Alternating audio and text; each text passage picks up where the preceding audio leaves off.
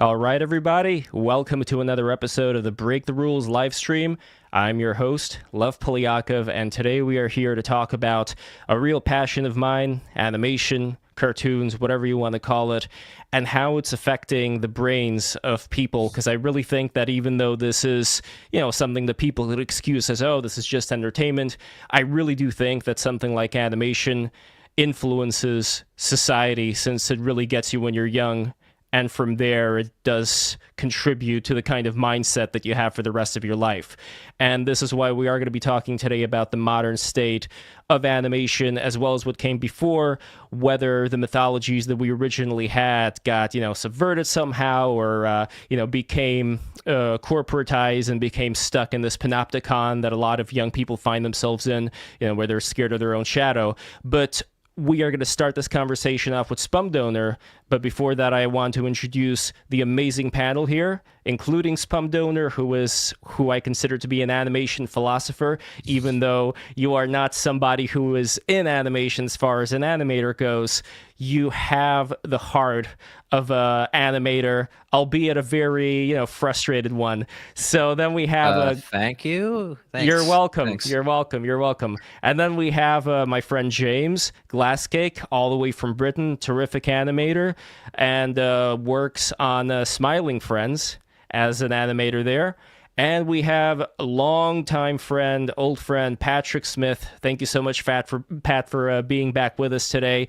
You are an amazing animator responsible for the Pour series, POUR, as well as worked back in the day for like MTV, worked on MTV's Downtown and Beavis and Butthead, and just one of the favorite Gen Xers of all time for me personally. And guys, make sure to like, comment, subscribe, click the bell, also patreon.com/breaktherules. And the show is also brought to you by Jam and Bean Coffee. You can see over here the nice sticker that they gave me. They're working on a Lev version of their coffee. And if you go into jamandbeancoffee.com, which you can see in the description, and put in BTR10 as the code word, then you guys are going to get 10% off, as well as free shipping for the coffee. It is incredible. It's delicious. And if you guys have any idea of what will be a good BTR-themed coffee name, let me know in the comments. So anyway, Spum, let's start with you, because I know right now you're working on a video about specifically Walt Disney, on how that's commodified a lot of our mythology. But in general, like in more of a broader scope, what do you see going on with current year animation? Go for it, my friend. Oh, I think it's going great. I have nothing bad to say about it. All right, let's go to Glasscake now. That video is coming out next week, a week from today, next Saturday. It's called How Disney Stole Your Childhood, and it's about the company, probably more than the man himself, but you got to talk about both for the full context. And it's basically about how Disney took over a lot of children's mythology, fairy tales, obviously, but children's literature and stuff, and how the Disney version of a lot of things becomes the default version in our culture, and what that means to kids growing up, how they develop their imaginations. It probably sounds really anti-Disney, and I kind of tried to be fair about not being too anti-Disney. I'm more anti the Walt Disney Company than I am Walt Disney, but yeah, there's a lot to unpack. So it's a multi-part documentary series, and each part is going to be at least a half an hour. Anyways, your question is how's Repeat. Well, you don't have to repeat that, because my question was, what's the modern state of animation? But you did cut off there for a second. Oh, the modern state of animation. Well, your other two guests would know that better than I would, because I'm not. I'm looking at it from the outside, but to me, it seems like it's kind of a dead duck. It doesn't feel relevant to people's lives, and it doesn't feel even as relevant to children's lives as perhaps it once did. Anime has obviously gotten really popular, and manga has gotten really popular, and those feel like they are more vital to children's lives now. I can speak on that. The anime definitely is overtaking Western animation right now. All my little sisters, they both just watch anime instead of cartoons these days, and they're 8 and 10 respectively. They're not interested in any Western cartoons because it's not doing it for them anymore. Well, looking behind Pat's wall over there, we have the poster for Spirited Away, an incredibly influential movie for myself as well, which, you could say that Miyazaki is anime, but when it comes to the inspirations that I know, like you, Pat, have when it comes to Disney's Nine Old Men, and a lot of things that are of substantial quality, regardless of whether you could say like they're part of the Disney Corporation or whatever. So there does seem to be like this golden age that people look back on, where it was like this nice balance of, yes, it was still a company, but the output was of a certain quality, which right now, like even with Pixar, that thing, Spum, that you posted of like a Pixar face of some new movie, it doesn't feel like the old school Pixar. Like something is different. And I know like you're saying that animation for a lot of kids is dying, but what exactly contributed to the death, you would personally say, like the last stuff that we've been seeing so far coming out of American animation? Well, that's a multifaceted question. One factor is that Disney is probably the only animation studio that really tries to protect its legacy and its history and keep it alive, because if you go on Disney Plus, you can easily access all these great classic cartoons, and as opposed to, say, HBO Max, which is always seemingly cutting out more and more classic Looney Tunes, and stopped being broadcast so much on regular television in the early 2000s. And then on top of that, kids just aren't even watching broadcast TV as much anymore post-internet. So you don't have that kind of steady exposure to classic cartoons that you used to. And, more kids today don't know who Bugs Bunny is than they ever did. So that's one big factor. Other major factor is probably more to do with what's happened in the industry as far as interesting and creative animation not being pushed as much as perhaps it used to be. It does always come back to Bugs Bunny for me. Like, I fucking love the classic Looney Tunes so much. Like, I grew up on those. And I've noticed when a lot of people are frustrated with what the kids are watching, they always want them to watch the classic Looney Tunes, which I do think that they are essential viewing. Same for like the old Tom and Jerry and shit like that. If you're going to watch Western animation, those are essential. Whereas I know the default Western cartoon, particularly in the United States, is kids will grow up watching SpongeBob, and that's like the primary cartoon for some reason. Which, not that the early SpongeBob isn't fantastic stuff, but it's just there's so many great Western animations that were created decades ago that are still worth watching today, that I still find funny as an adult. And I was watching them when I was like 5, 6.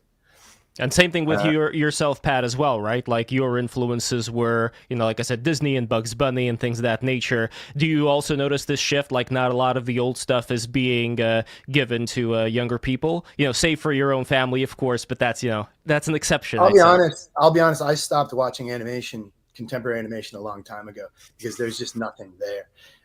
And, I know Spum, what's your first name? It's from John Chris Felucci's Spumco. Right, yeah, that was the origin. Well, I know. Yeah, you mentioned that you're having that series about Disney. I actually think maybe this is a little contrarian, but I think Disney's the only one doing a good job. Maybe the original stories kind of suck, but they're classics. Like Frozen was a version of Hans Christian Andersen, and even some of the earlier ones like Rapunzel. I mean, that's Brothers Grimm. I think they're actually doing a better job contemporary wise telling stories than anyone else. And I think, like, for me, I would like to just take the lens pull it out a little bit, and what the hell is animation anyway? It's a medium. So what are we doing here? We telling stories? Because that's what I'm doing. I'm telling stories, and I'm not seeing stories. Well, you mentioned SpongeBob, which I despise. I don't see any of that. I see garbage fed to children. And I think animation is capable of so much of that. And then the other side is this anime crap is even sometimes even worse, because all it is, well, I admit that I'm not actually, a fan, But if I see one more fight I can sequence, recommend you some worthwhile anime that is not I'm about sure you fighting. could. I'm sure you How- could. Yeah. Like Pat, how I- can I you- really how- think One of my it's favorite on anime is just about ping pong, and it's genuinely fantastic. Yeah, I didn't know, Yeah. Pat, that you were in anime was a mistake mode, like Hideki. No, contemporary anime. Don't get me wrong. Yeah. Miyazaki's classic anime. That's solid stuff. I know a great quote about the state of anime from I think it was Hideaki Anno. He said that the problem with anime is that it's made by anime fans. 100%. Problem with animation is a lot of animation is made by animation fans, and they're the worst. Well, that's kind of the thing that I'm getting to here, as far as what is the psychology of the people that make this stuff. Because when we think back to, again, like Disney's Nine Old Men, or a lot of these, you know, say like working class people who went to Termite Terrace and were making these Bugs Bunny cartoons based off of, you know, all of these old school theatrics. Correct myself. Monoka says that it was Miyazaki that said that, not Anno. Yeah, just wanted to correct myself. That's all right.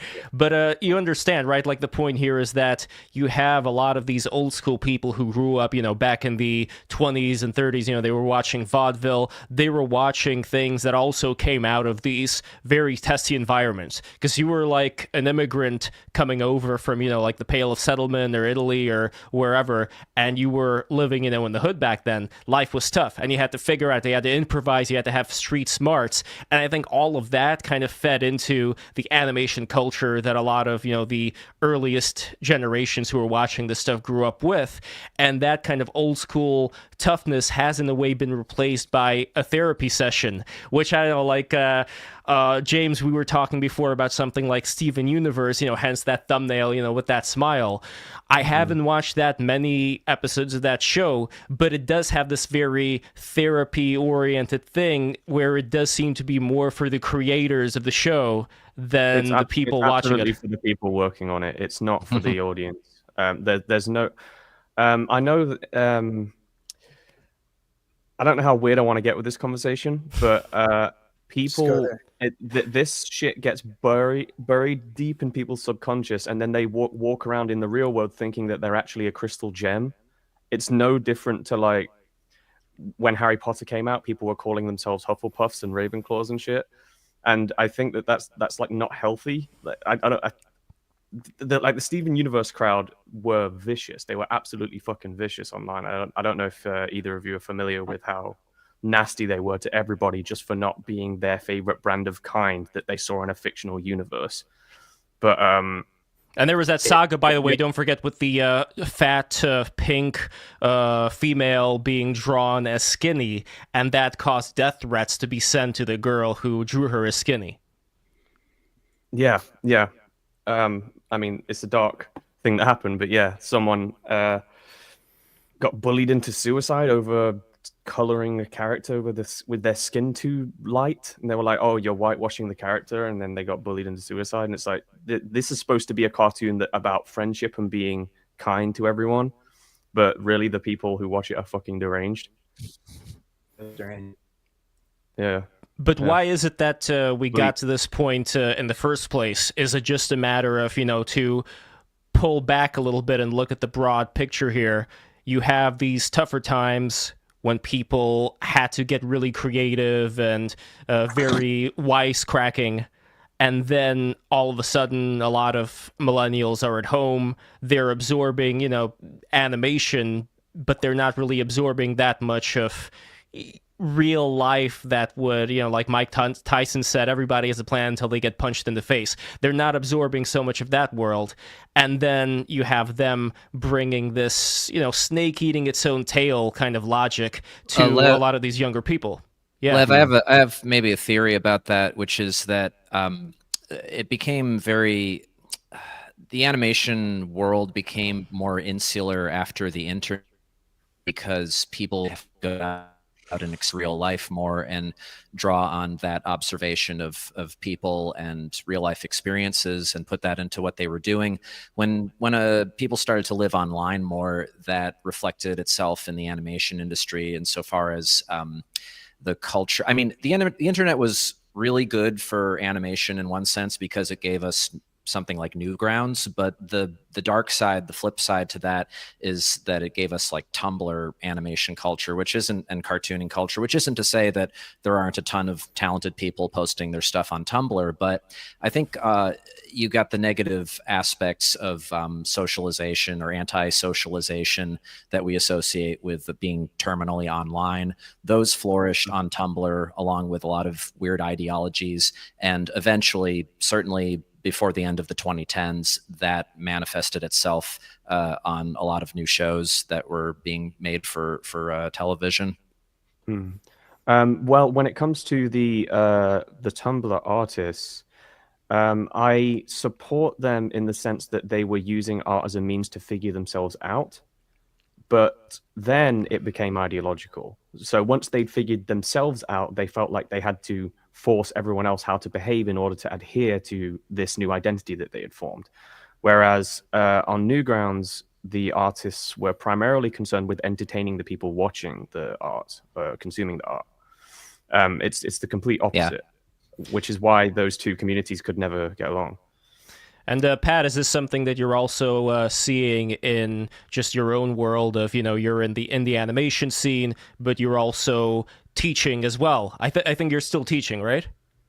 Yeah, I start teaching next week again, another writing class, story class. Oh, nice. Which is probably why we talk so much about story. And this fits in with what you guys were saying. Like, the venue right now, from my perspective, is YouTube. YouTube, TikTok, whatever have you.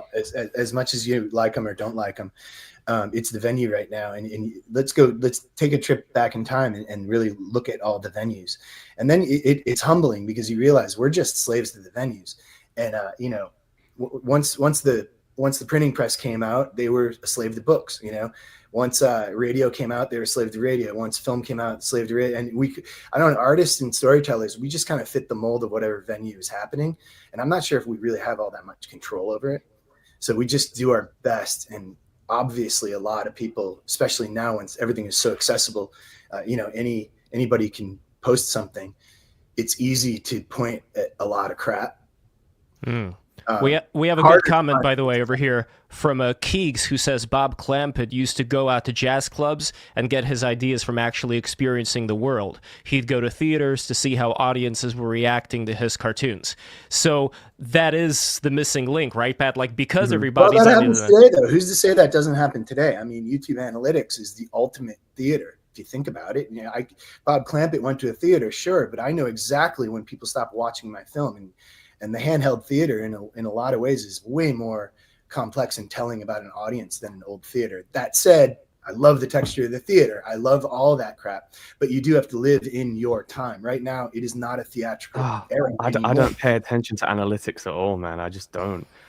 I get my ideas from fucking with my friends and like just messing with them and seeing how they react to stuff and then going, oh, that made me laugh. I'm going to animate that. I understand Pat's point completely, but the reason why I think that's an important thing to note here about the jazz clubs, especially even more than the theaters, is because there was a time when people were going out more and having to contend with actual real life people in front of their face as opposed to through a screen. And I think that does something just like in a biological level where we're not. But really also, you don't want to lament the loss of a medium of a venue that doesn't exist anymore. You don't want to lament it. It's gone. You can't. It's like I wish we still told oral stories. They're gone. We now have written books. It's a principle of the venue and not anything else. And sometimes it sucks, sometimes it doesn't. But in 100 years, they're going to be saying how cool those guys were, how they chatted to fans on these videos on the computer, because who knows what they're doing. Then they won't even be doing it then. They'll be sitting around the campfire again. They'll be in the caves again. Full circle. Aren't you talking from specifically a growth perspective, like a way to grow your channel? Yeah. Because all of these things that you're saying don't exist anymore. They do still exist. They're just not the primary way to foster an audience. No. I mean, we don't do because analytics don't inform my creative decisions at all, because I find that I make my worst shit that way. But it works for you because your stuff's really good. But if I listen to my analytics, I'm going to get too in my head and I'm going to start second guessing everything that I do on the tablet. Here's another comment from Keegs. Modern animators stay inside and complain attack anyone who dares critique what the industry shits out. I don't know what that means. So I think that what it means is that people who live and work animation, they tend to, and again, I want to differentiate when I say animation here. Like I talked with James before, there seems to be two different worlds of animation. There's the independent world, the world of people making YouTube, Newgrounds world, and I would also say like the Smiling Friends world, because that series I think does stand out as far as animations, because they worked with people from all around. It wasn't like this union thing. And then there's the Union Animation Workers Unite world, which is, I think, more of what Keegs is talking about here. Right.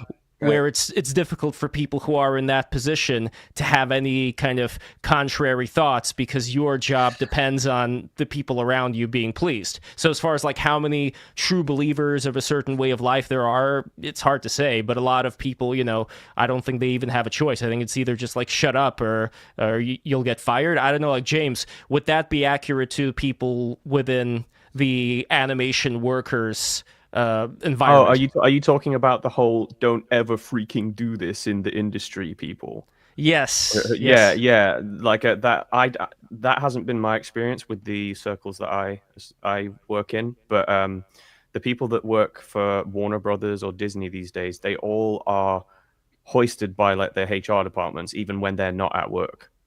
So they're basically just like mind slaves to whoever they're working for, because the company's worried about their reputation, even though it has nothing to do with the personal lives of the people that work for them.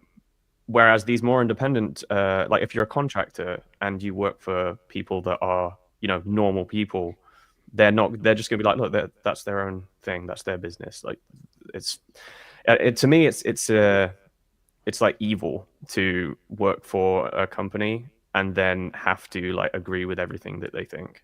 Like that's just not right. And that's definitely why I choose to not work for like Warner Brothers or Disney or whatever, or at least as a permanent employee, because it's fucking, I like preserving my consciousness.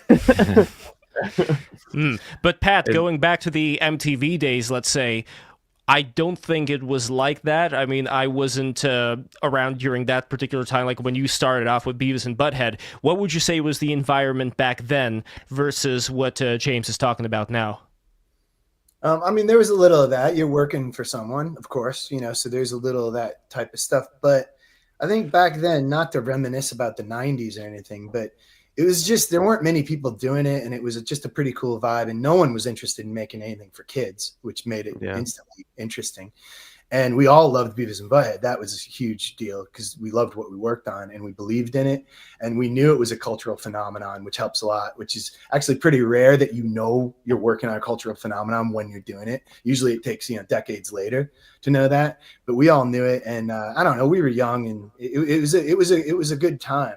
It definitely seemed like a great time to be an animator. It was legend. And nowadays I think everything you said rings true to me, and that's why I don't work for them either. I can't do that. And they do, and I don't know who said it, but they do complain a lot too. So it's not all on the companies. Sometimes it's on the employees too. Social media seems to have been an extraordinarily bad thing for the industry because it really reinforces groupthink. It crushes dissent. Everybody's very anxious about offending anyone else. They need constant approval. And just to give an example of that, I saw just a little bit earlier before coming on this stream, someone posted on my timeline some concept art for a reboot of Goof Troop that looked very much like the 2010s Steven Universe, Beanmouth style, whatever you want to call it. And people were saying, oh boy, thank goodness this, didn't get going. This looks bad. Who is asking for a Goof Troop reboot? but minutes, of course, like minutes later, somebody who worked on this concept art, this pitch that didn't get picked up, was replying saying, hey, you're being a little rude, be nice. Okay. And it's like, well, okay, so nobody's allowed to criticize anything because the person who made what you're criticizing is probably going to comment on your criticism. Yeah. Just don't worry about it. Keep criticizing, man. Like these people, like I have such a different perspective because I've been animating on the internet since I was like 9 years old. So I've received a flurry of abuse while I was growing as an artist all this time that now it doesn't bother me anymore. Here are the images, by the way. This is the Goof Troop reboot. That.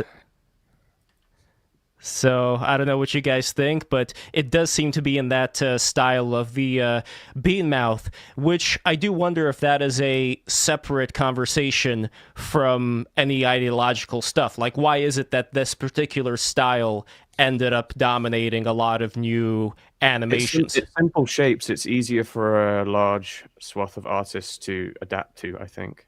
I don't think it's anything more complicated than that. It's just something that like they can outsource to Ireland and France and all these different countries, and people will be able to learn it pretty quickly. Like if you were to draw like Chuck Jones or Bob Clampett, it takes a lot of skill to get that right.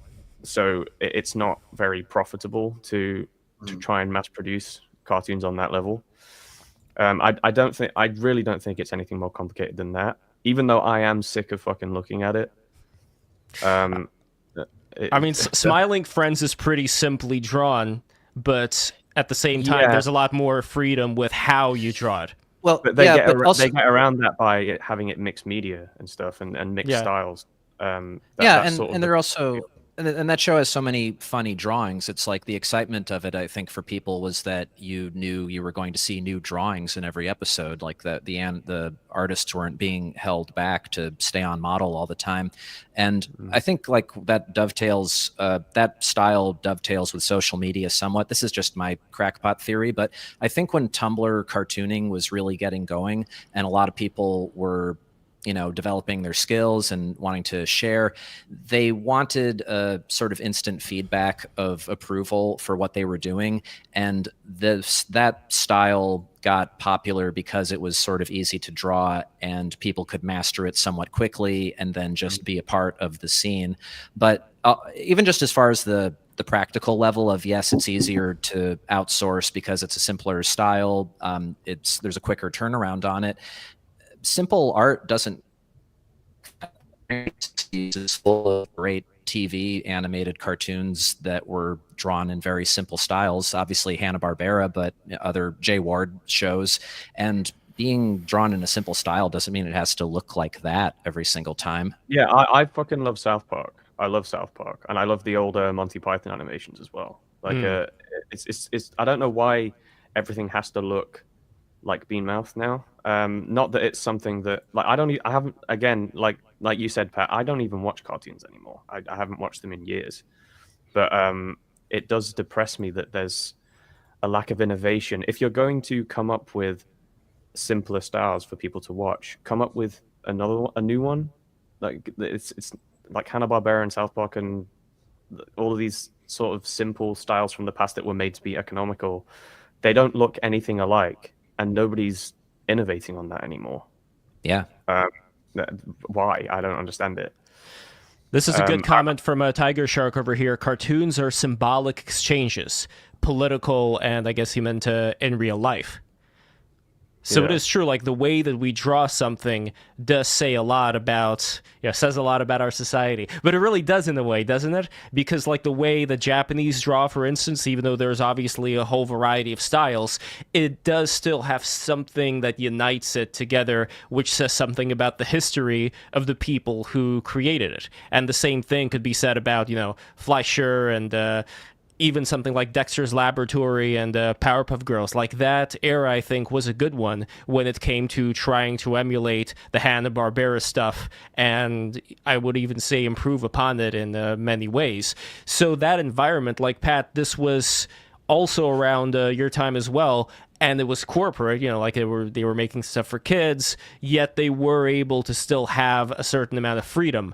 Why do you think, you could guess, I guess, if you don't know, but like, why do you think it was the case back then? Social media, I guess, that would be the obvious one, but any thoughts on that? I'm not sure, but something popped in my head. There's plenty of crap made in every era, of course. We just don't remember the crap, and we remember the good stuff. And I think right now we're inundated with so much crap just because of social media and the accessibility of tools. But what are we going to remember? We're going to remember like that movie Flow that just came out. It's a beautiful film. I mean, by any standard, it's a gorgeous film. And we're going to remember other classics like that. And maybe, I don't know, maybe there is a cultural phenomenon going on right now that I'm not aware of because I'm not watching cartoons, but it's possible. So I don't know, maybe it's easy to pick out, like, what is that crap you just showed on the screen, Lev? What was that called? It was a reboot idea for a Goofy movie. Right. Yeah, that'll be forgotten. You know, like pretty much like Goofy movie. I kind of remember features in the 90s. They were kind of fun, but nobody really, they weren't benchmarks of high Disney feature production. You know, you can't compare that to Mulan or any of those other movies of that era. Even Hercules was graphically beautiful, well-told story. Like, you know, and at the time, I don't know, I don't think we were blown away by it because, you know, it was the dawn of CG, but I don't know. It's difficult to define eras when you're in the damn era, you know? I think a lot of the things we're criticizing won't be remembered. So why even bother?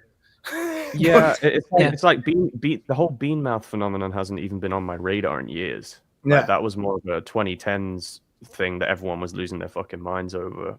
It still exists, but nobody's watching that shit. Yeah. I don't think anyone is.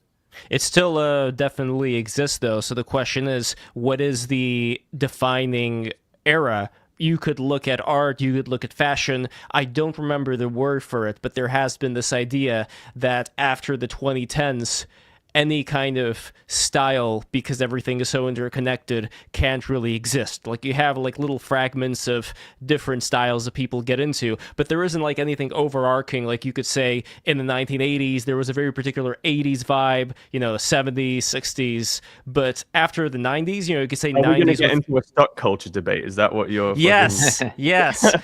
Because I don't know exactly like where we're going here if there isn't any main idea that propels people. It was the overarching theme of the 2010s was multiverse media, and it was annoying as fuck. It was like some weird attempt at mass media entertainment perennialism or something. It was really strange. Wait, define that. What do you mean by multiverse media? You know, like alternate dimensions, and so everybody has a different world in their head, which is true.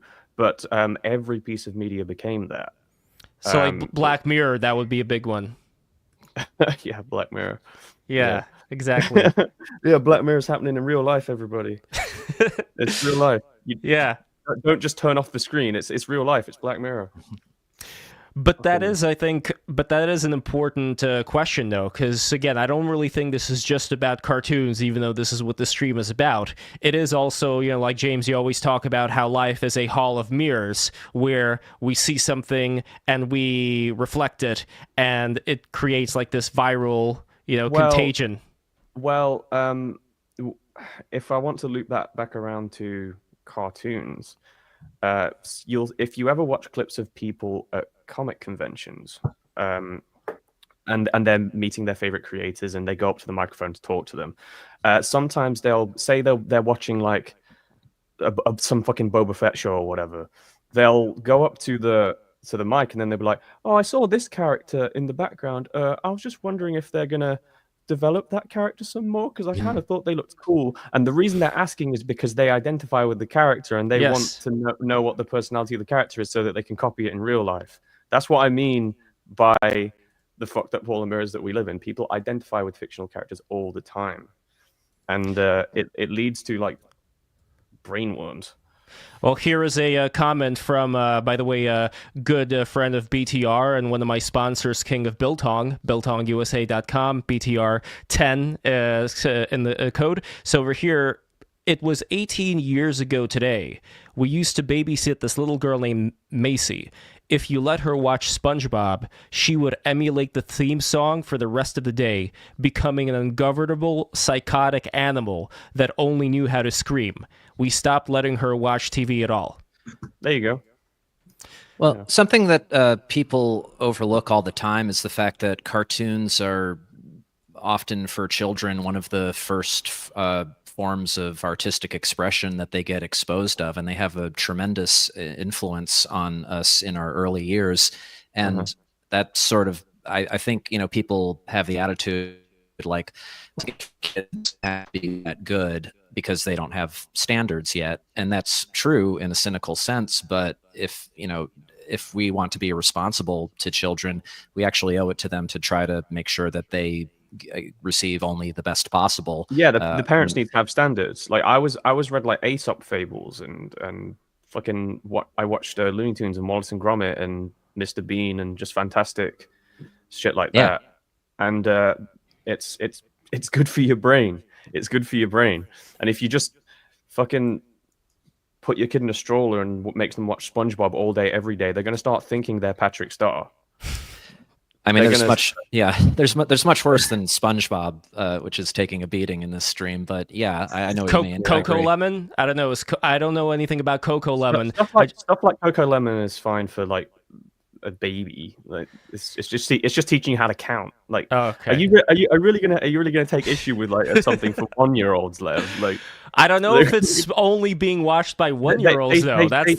They'd probably be better off watching the Muppets or something. But but my point here is that I don't think it's only 1-year-olds that are watching a lot of this, baby stuff. Like that may be where we're heading right now, where if we have all these TikTok, I mean, thank goodness TikTok is on its way out, let's keep our fingers crossed. But if we have all this stuff where people, like yum taco, or, they talk about things that they receive in this very robotic way, like when they receive payment from their pay pigs. Speaking of which, don't forget to sneed those super chats if you have any question for Pat. Anyway, sorry, I know you're thinking of like a 40-year-old man in a diaper right now. I know you are. That's exactly what's going through your head. Yes, no, but that's the whole point, right? Because look, what you guys are saying absolutely rings true, and I think, for example, Pat, you as well are one of the few people who are going to instill, really good things in the people in your life. But for most people, it wasn't that people were better at instilling this stuff when they were, in the older generations. They didn't have a choice. You didn't really have that much access to content, so either you were going to, watch like Bugs Bunny or like whatever was on TV, or you didn't, or you'd go read a book. And probably a lot more people were reading books, not because they wanted to, but because there wasn't any other form of entertainment. Plus, I really love how Adam Carolla talked about the importance of being bored. Like when he was growing up in LA, there really wasn't anything to do, but because he was bored, he was able to think of really interesting things. So that's why, if we take a look at, again, like the bigger picture here, because again, like BTR always talks about, oh my God, everybody's going to be replaced by robots. And in a way, I think that's true. Because if people don't have the capacity to understand our collective mythology, then do they not turn into robots by default, where then maybe we could say Elon Musk should already roll out the Neuralink and just put the Neuralink into everybody who's watching this stuff so that they just become this button-pressing slave, to this like technological upper class. And I'm not saying that I want it to be this way, but it seems like that's the inevitability of the way this stuff is going. I don't know what you guys think. You want to give implants to Steven Universe viewers, is what you're saying? What's wrong with you? I think it's inevitable. It's not a matter of wanting. It's a matter of they're going to go for it naturally because they would want to live in a universe, a Steven universe, if you will. So putting the Neuralink into their minds will guarantee that they will be shielded from the degrading quality of life when it comes to there not being enough resources and housing and all this kind of stuff. So they're just going to be living in this, cubicle, and everything is going to be taken care for them. Well, for some people would fucking love that. I would hate that. I'd rather be dead. Well, that's the idea. This is the great separation of the sheep, like separating the sheep from the goats. That's what I think is going on here right now, where I don't know if people could be harvested for some kind of a psychological thing, like if they wear the VR goggles and go into these, you don't even need the goggles, do you? Like you could just put in the Neuralink in your head. Whether those people are going to be harvested for some thing that human beings have. I don't know. I'm just fantasizing right now. But the They're gonna point be is milked. yeah, They're they're gonna go going to be to milked. farms. Exactly. But honestly, though, this seems to be the way things are headed. I'm not saying it's good, but I don't know, Pat, any rebuttal to what I'm saying here? Is it possible that people can, I don't know, overcome this collective laziness of not taking care of like what their kids are watching? Or am I completely correct here? Well, you said a lot of stuff there. I think that generally it's easy to be cynical about people, because people are annoying. You want them to do something as an artist. You want them to react to your work. You want your work to resonate with them. And when they don't get it, the easy thing is to blame them. But I don't know. People are also unpredictable. I mean, vinyl records are selling more now than they have since the 70s. This is unpredictable, and there's no reason behind it. There's no rational reason to play a vinyl record. I can tell you my reason why I buy them. There you go. But no business model from 30 years ago would have predicted that vinyl would be anything right now. Yet it is. True, yeah. So I mean, people are predictable, and I'm putting myself with people because I guess I'm a human being, but we're a lot cooler than you think too. It's just that you kind of have to wait, because things swing around, things smash, things break. The AI thing is an interrupter, to say the least. But in the end, and I'm not an optimist, but I'm sounding like one, there'll be some unpredictable thing that'll resonate with some weird kids, and it'll be cool, and it'll create the new lore of this generation. And that's what will be looked back on. And we won't be talking about these ridiculous shows that we're talking about in the last 10 minutes. Spum, do you agree with Pat as far as there being some diamond in the rough over here? Like a diamond in the rough, currently, contemporarily? Yeah, I mean, we could even talk about. I agreed with. Yeah, I agreed with what he said about how the good stuff is remembered and the bad stuff is forgotten. It's hard. I think it's harder right now because there's such an overload of available content. And when we talk about the place that entertainment has, art and entertainment in people's lives, it's different than it's ever been, because we're, with our phones in our pockets, we're able to just have this constant, never-ending stream of distractions and diversions and amusements, and that makes it harder to sift through all of it and find the good stuff and get it around and have. Hello. You've cut out. Oh, you've cut out. There we go. You're okay, back. I was just saying that we live in the era of a phone in our pocket, constant entertainment, so that makes it harder to sift through the crap and celebrate the good. I'm not really so concerned about. I mean, you're right that we do have just way too much content now. It's one of the reasons why I don't watch animated content anymore, including anime. I've managed to sift through back in the day to find all the good stuff, and then I just watched all of it. And now there's so much of it that I don't have time to figure out what's good and what's not anymore. I'm just going to keep making my own stuff. And I've noticed that I do think the majority of people crave some kind of creative outlet. I don't know if you've noticed this, but there's been a huge upswing in like Warhammer lately. Like a lot of guys are just into Warhammer, and that's because they just enjoy painting. And I think that everybody enjoys creating. They just don't know what their medium is yet.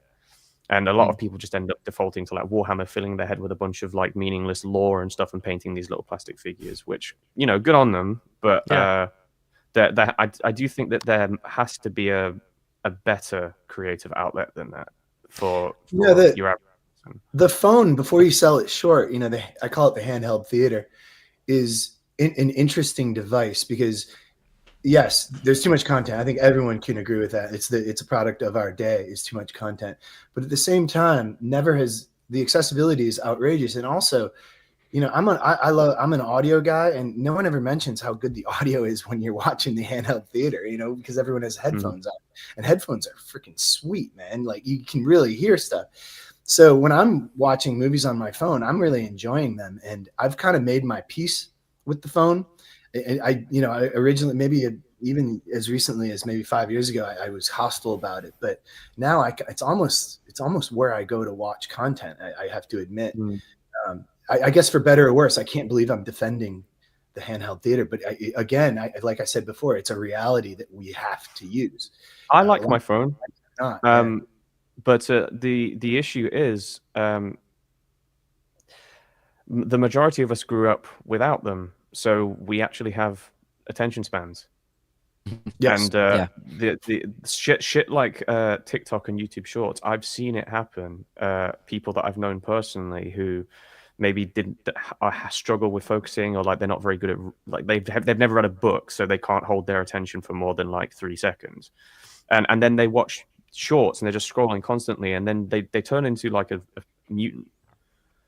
And but this is interesting though, because if you're a swipe away from moving on to another video, this puts an additional burden on moving away from the audience. Let's just assume they're gonna do that. They're all low attention span, people that just swipe. Now let's shift the emphasis over to the filmmaker, lack of a better term, and now we have to come up with ways to actually keep the attention of that audience. And this is not different than that has happened in the past. Whenever some new venue or technology rather is introduced, that does put a burden on the artist to change the way they make it in order to make it resonate the best it can. And I work with YouTube videos all the time, and I have to admit I've changed the way I make films, because in a movie theater you have a captive audience. There is no swipe away. They are your prisoner. And you can do what you want with them. Sometimes it's awesome because you can do that timing that you always dreamed of. But the fact of the matter is you can't do that on the handheld theater. And it's not entirely bad. It's challenging, but it's not entirely bad, because when you do engage the viewer on the phone or whatnot, it really is a victory. And if you can crack that nut, you can get your content in front of them and tell a story, which is the goal. Something, because you're talking from like YouTube analytics again, which I know exactly what you're talking about, because I was always terrified of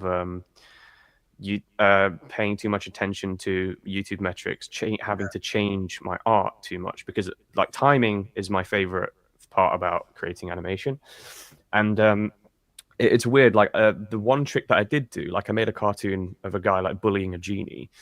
And there's tricks that you have to do to hold people's attention when they first open the video. So I just made it start with a really loud noise. It's brilliant. Then they're like, oh, what the hell? And then they're suddenly locked in. And then go and tell your damn story. You can call it a compromise if you want, or you can just call it rolling with culture. And Charles Dickens, he compromised because he put out books that were way longer. I mean, some people would take offense to this, but they were way longer than they should have been. And that's because he got paid by, paid by the page or something. So he had to work within that particular constraint. Walt Disney wanted to make like a really edgy and dark Snow White and the Seven Dwarfs, but he knew that he had to get people sitting in the theaters, so he had to appeal to the housewives. He had to appeal to the... I think you're articulating it really well, and it's something that I don't hear very often, is that, well, let's go to the oral tradition again. You said Snow White. What was Snow White? That was Grimm. That was a Grimm tale. So the brother Grimm never wrote anything. They just collected stories from oral traditions in Germany. So I'm sure the people that were used to the oral tradition were very frustrated with this idea of a new medium being written, because they can't do their timing. They can't do their theatrics when they're telling the story. A lot of this lore was even rhyming and stuff like that. They can't do that now that it's this written book. And then of course you progress through the ages, and here we are looking at a cell phone. So, it is something that happens throughout the ages. And it's a pretty interesting thing that honestly, this is the first time it's really come up in any conversation I've heard. But the other aspect of these mythologies, and this is going to sound a little bit weird to people, but it was almost like a internet inside the minds of those ancient Greeks, for example, who had all of these Homeric stories, and they had practical things in there too, like how do you build a ship, how do you do certain things that would guide what you do in life. And I also think that there may have been, there's this guy Julian Jayne who wrote this book talking about the bicameral mind during the Bronze Age, where the right hemisphere was disconnected from the left, so people perceived certain things that were brought into the conversation as like the voices of the gods, and the gods end up controlling people to do certain things, act a certain way. So to me, it's very interesting to think about going from that to self-realization, which you had during the Greek epoch of all these pre-Socratics and, you know, Socrates and Plato and Aristotle and so forth, because now all of a sudden they were asking, wait a minute, who are we? What are we doing? We are now getting disconnected from these Homeric stories, these oral stories, because now we can write stuff down. But also it's interesting to note, Pat, and I think you'd appreciate this too as an artist, as well as everybody else here, including you, Spum, who is an honorary artist from your archiving. What it was interesting for me to observe was that if you look at the Mesopotamian art, you know, I wouldn't really say it's like art, you know, it's just like the stuff that they put on the wall. Same thing with the ancient Egyptians, all of these different cultures, and then you compare it to what the ancient Greeks were doing. The ancient Greeks started transitioning into understanding, wait a minute, we actually look like this. We actually have like these bodies and these fingers that look in this very specific, like realistic way, as opposed to being like these cutouts that are flat and usually like in profile that the Egyptians had with their hieroglyphics or the Mesopotamians had. So in a way, I think there was some kind of a breakthrough that occurred during that time at the same time as this philosophy occurred in Greece that enabled people to like take a step back and to say, wait a minute, what is this? Who are we? Why are we thinking the way that we're thinking? You know what I mean? And now it seems like it's going the other way, where people, you know, whether it's with emojis or any of these mechanisms, it seems like people are on the trajectory to go back into having the story dictate how they think, as opposed to being able to take a step away from it. And same thing I would say with humor. This old school, you know, like Jewish, Italian, working class humor was also, I think, a way in the 20th century for people to understand each other better and to actually go away from these masks that you wear of, well, I'm Italian or I'm a Jew, or, you know, this is how, by poking fun a lot of these weird idiosyncrasies that go on. Today, any of this stuff is considered sacrosanct.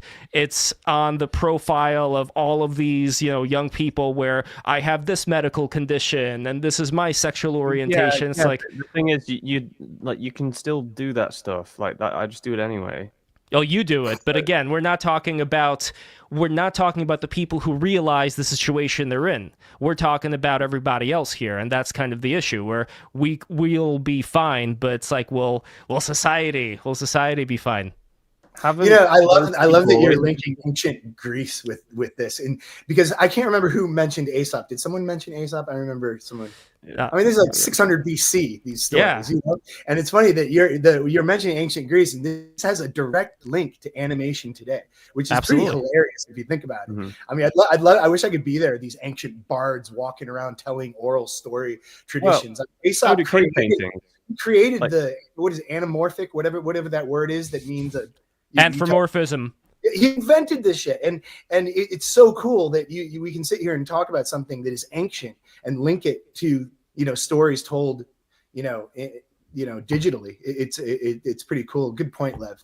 I love bringing it back to the classics. I mean, hyper classics, ancient stuff. It's cool. I mean, if it did go in that direction, that wouldn't be that bad, because at least those stories are much more human. You know, like those stories with the half human, half animal, that's better than a lot of the stuff that furries are doing today. And that's kind of the thing. Again, it's like, yeah, we can go back into that storied mindset, but what is the story itself? Like, what is the story of the Zoomers? It depends, because the furry stuff is inherently deeply sexual. Like, it's all fetish stuff. And that's just the kind of stuff that those guys like. Like, maybe they live like hypersexual lives or whatever, and that's how they like to express themselves. Even though there's a lot of fucked up shit going on in the furry world. Mm-hmm. I think. Sorry, go ahead. I think we're. Excuse me. I think we're all of the age where we remember the furry subculture being this like marginal thing on the outskirts, on the outskirts of reality. And it's, I mean, I think there's like more attendees of furry conventions now than there are registered members of some political parties. Like it's a significant portion of the population. certainly much more than it used to be. And what you were talking about, like with how the ancient Greeks would have seen themselves in two dimensions. I mean, when people watch cartoons, I think they do want to see graphical representations, avatars that they can either identify with because they idealize or because they just want to relate to them. And there's not, I feel like in contemporary American animation, there's not a lot of idealization. Like there's not a lot of strong, heroic characters for the men, or beautiful women characters for female viewers to maybe aspire towards. Yeah, there are a lot of strong heroic for the women, though. That's the thing, right? I mean, I think that's part of why anime is so popular, because people are able to kind of project themselves onto these idealized graphical representations easier. I am pro Sona, by the way. Like people having like Sonas. Yeah, because I got that out of my system as a kid. Like I used to draw these. Like I even had an anthropomorphic character myself that was like a melding of like Donatello from Ninja Turtles, Star Fox, Robin Hood, like all sorts of things into one thing. And I used to look at that when I was like 5 years old and go, look, it's me. and I got that out of my system. And I think that a lot of people, especially if they're like too scared to draw, or they just never got into it, they didn't really get a chance to explore the inner workings of their mind quite as deeply as an artist has. And when they hire someone and they get a drawing, like they get a commission of themselves, it's one of their favorite. It's probably their favorite thing in the world, is having an illustration based on them. Yeah, and in the post-internet age that we live in, obviously people are able to live through these avatars in a way that they couldn't before. I mean, I'm doing it right now. I'm speaking through a Norman Rockwell painting. Yeah, I've always thought it was interesting. You have this elfish-looking old man with this mustache. It's not the first thing that people would think of when they think of cartoons. The hobo. Yeah, the hobo. It's one of the old Saturday Evening Post illustrations. Yeah. It's really beautiful. It's just one I like, and it has kind of a vaguely cartoonish look to it. And it also kind of reminds me of Charlie Chaplin. You could say that he was also a cartoon character in the way, even though that he was real life, that he was portraying this exaggerated thing that people felt like on a very deep level. And I think James, you're right that even with the furries, something like that, obviously I think they've taken it too much in the fetish direction, but there were always furries around, like when we're talking about Walt Disney or Robin Hood, things of that nature, that did have much more to say about life and about who we are as people than just like these very surface level things that are going on now. So I think it is possible to channel, like Pat, you were talking about working within the medium. I think it's possible to work within the things that a lot of Zoomers resonate with, but changing it up a little bit. So I do want to be more of an optimist, like you are, Pat, and see that there are a lot of, smart, entrepreneurial people who are, like Smiling Friends, for instance. They're able to make something good happen here. But there is still this whole mentality. Maybe it's because 4chan exists and they always spread all of this doom and gloom about society, that I think there's a lot of people out there who are almost addicted to wanting things to fall and rebuilding from the ashes, because they're so dissatisfied with the way that culture has been. Like, they sense, and maybe they're wrong, that it hasn't really been going in a good direction, maybe because things aren't that tough. Yeah, but for a lot of it is just in their head, though. Absolutely. Like their life fucking sucks. They are unpleasant to socialize with, and then they blame the entire world for it. And they do get addicted to sort of smearing the reputation of everyone else except themselves. Because it's a lack of self-awareness on their part as well. Sometimes, and a lot of the time, it's not even their fault. Their head is just full of memes. It's full of memes that make them like want to die, basically. And we're talking about animation fans, right?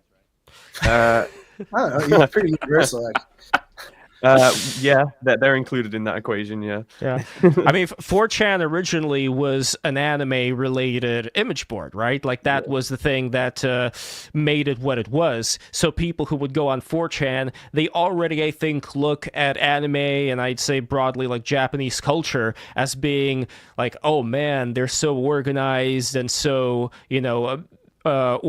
oriented in a way that makes everybody else feel good. I don't know, Pat, like, you've been in Japan for a little bit. Like, do you see that in Japanese culture? You could maybe understand why a lot of those people would envy it when they see how everything is very neat and tidy and people are careful about portraying themselves in such a way to other people that there's a certain harmony in the air, that everything is like maintained well. Like, do you see that aspect of it, as well as, by the way, before I forget, as well as this absolutely hard life of really, really trying to perfect one thing, doing it absolutely right, and it really like weeds out weakness in society, like from a really young age? Well, bringing in Japan, I mean, the more I'm familiar with Japan, the more it moves away from my understanding. It gets more and more interesting and ridiculous at the same time. I mean, it's a place of contrasts. Yeah, it's a place of high art. There's a great book, Unknown Craftsman, that really is probably the best explainer. It's actually told through a person who makes pottery, and which is a Korean and a Japanese tradition. And he tells it, and he ends up, it's kind of this like art spirit book where he starts with talking about pottery, and it becomes a conversation about the entire history of the place. And it's just such an incredible place. So the question that you asked, it's impossible to answer. All I know is yeah, I love Japan. I'm married to a Japanese person, and it's a fascinating place. And they've taken craft to a level that has only happened a few times in this world, I think. Perhaps in maybe the classical periods, Renaissance, and maybe right before modern art, like the Musonier era of painting. French painting probably was around that level of perfection, and that seeps into animation. If you look, okay, and I said before, I'm not a big fan of contemporary anime, but I have to say that technically it is really, really beautiful stuff. And it frustrates me that such beauty and skill is telling stories that don't resonate with me personally. Hopefully they resonate with other people. What do you think happened? I need to recommend you some shit worth watching. Yes. Yeah, you said that before. Bring it. It's all stuff. I think the latest thing that I actually liked, it came out in like 2016 or something. Like I stopped watching anime after that. What was that? Tatami Galaxy? Tatami Galaxy and Night is Short, Walk On Girl, which is a sequel to Tatami Galaxy. Yeah. Send me along. I would love to watch it. I mean, I'm actually kind of hungry for content, just because I get disappointed so often. They're really short, by the way. I don't watch long anime. We just finished watching the Oscar films, and it just gets more and more depressing every year. That complete garbage of a feature, that Warner Brothers thing. What was it with all the classic Warner Brother characters? Oh, Space Jam 2? No, I think it's the one that just came out. Anyway, no, that was Disney. It was such an abomination that it's hard to even process. Wait, if you guys in the chat know what Pat's talking about, because I can find out if I want to, but I actually don't. I don't think he wants to remember it. Yeah. Now really. Oh, somebody said Jellystone. I don't know if that's it, but anyway. Okay. If we're talking about Hollywood, the Barbie movie made me want to go postal. Well, this is Hollywood. Hollywood has lost the ability to tell stories, and it's really sad because they're capable of it. I mean, I don't think I've seen more capability ever. The skill out there, the technology, the capability is at a height, yet the storytelling skills are at a low. It makes no sense. And I don't know.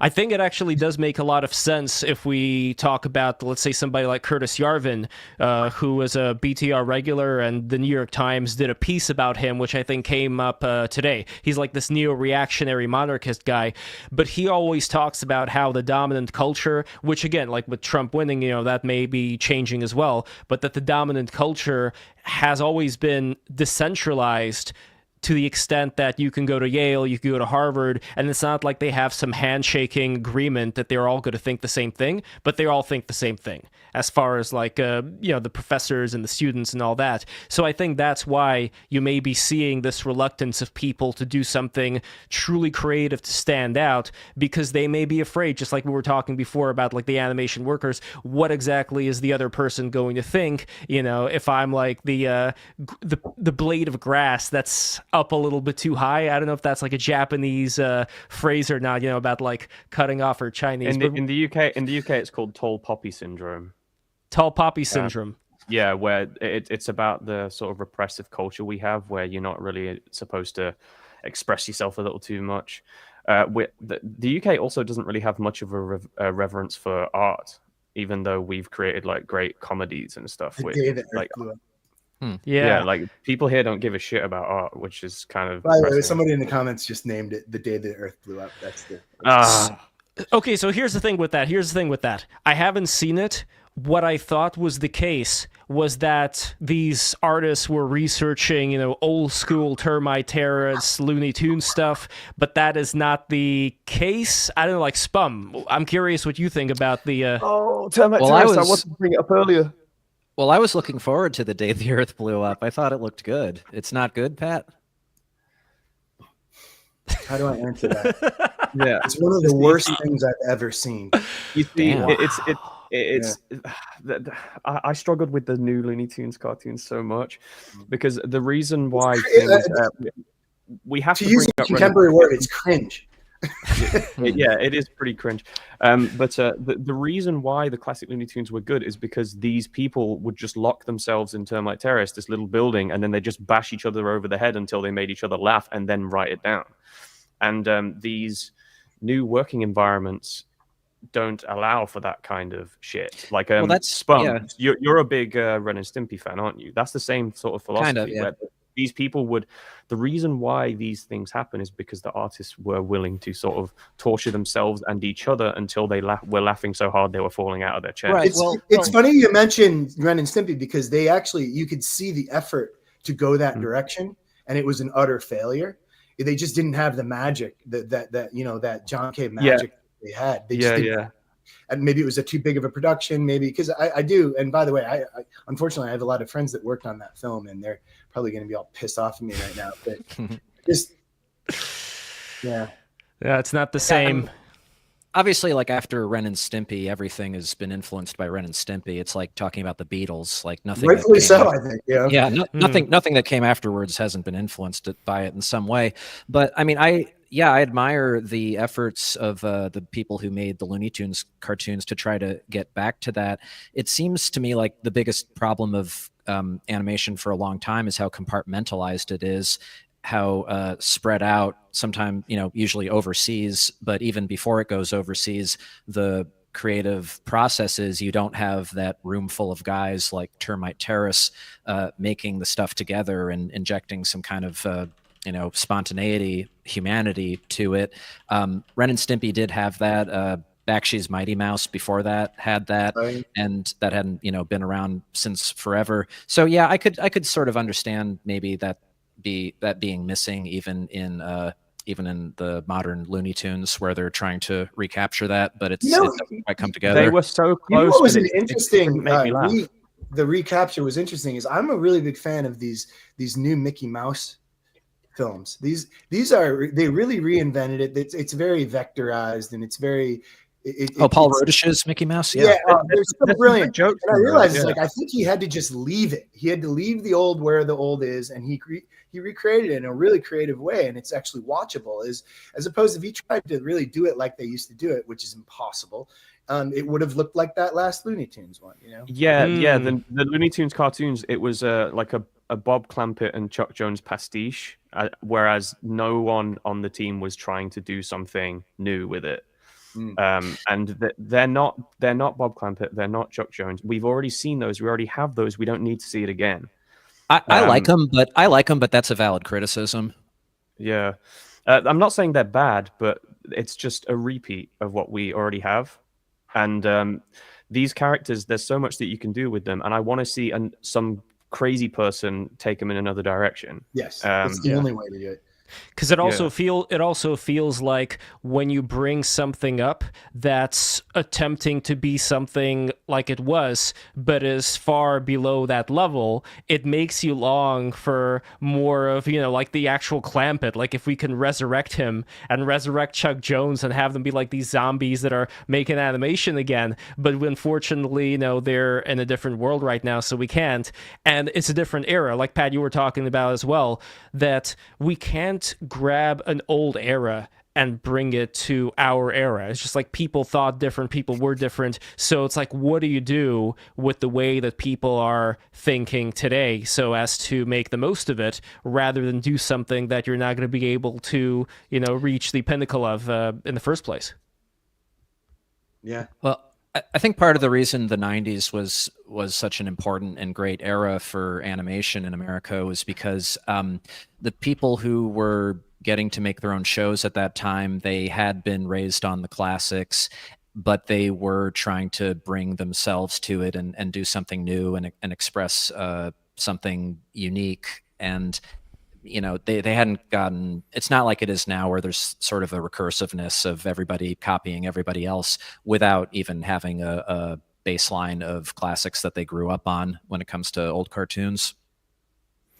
Now, what do you think is going to be happening now with, as you said, animation? You said Spum, it's not really that popular with a lot of younger Zoomers. It seems to be more of something, I guess, for the aging millennials to, feed on their nostalgia, where they're bringing back certain properties again and again.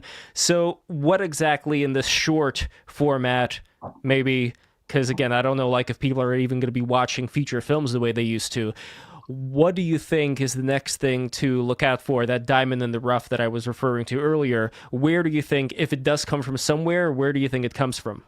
Well, if I were president of Adult Swim, I'd be trying to scout more talent from Newgrounds, because obviously Smiling Friends resonated with people, and I think it's a good show. And, a lot of Newgrounds shorts do have that kind of humanity to them and that authenticity to them. It doesn't feel like you're watching a bunch of you don't feel like you're watching the animated version of a writer's room just bouncing quips off of each other. It doesn't feel like you're watching something that was made by people who don't care about cartoons. The people who are making Newgrounds cartoons they're really trying to express something. So that's where I would be trying to bring in the diamonds in the rough, because I think Smiling Friends is one of those.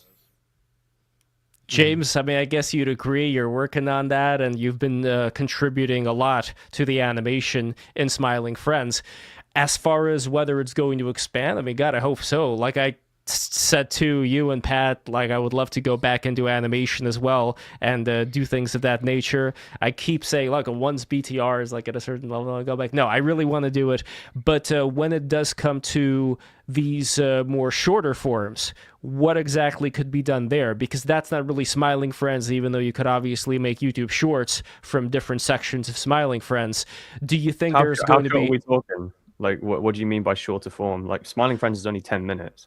I'm talking about like 30 seconds. I'm talking about, is there any kind of art, anything that you think, beyond some cute animal videos, anything that could be positive for people using that short format? Because like Pat, you were talking about that too, right? We got to use the formats that we're given here. The medium is the message, as Marshall McLuhan says. So what do you think within that really, really tiny medium could be done? I don't know. That's a pretty big question, right?